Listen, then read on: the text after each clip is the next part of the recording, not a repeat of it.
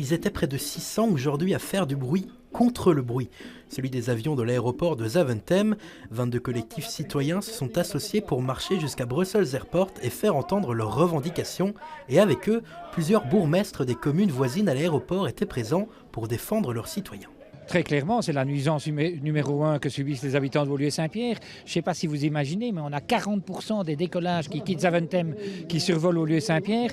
On a entre 15 et 25% des atterrissages.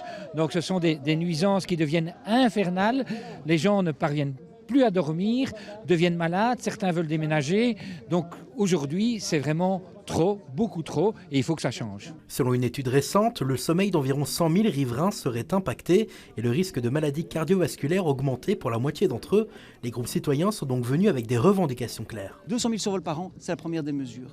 La seconde mesure, c'est de valider et de fabriquer une nuit complète, c'est-à-dire qu'on la commence à 22h et on la termine à 7h. Aujourd'hui, c'est de 23h à 6h du matin.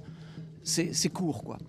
Et alors, la troisième mesure aussi, c'est de travailler au niveau des bruits que fait chaque avion. On appelle ça un QC ou un quota count. Ça fait depuis 2009 qu'ils n'ont pas été revus, il faudrait les revoir.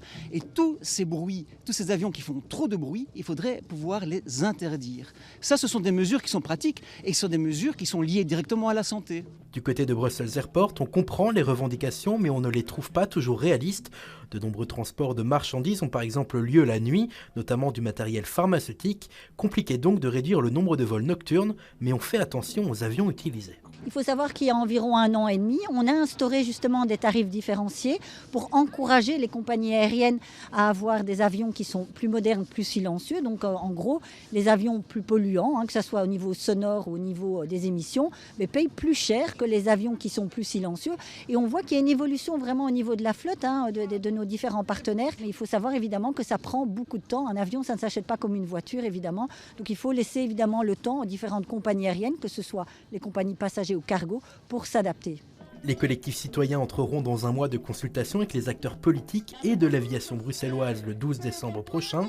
Et en attendant, ils essaieront de dormir sur leurs 2 oreilles.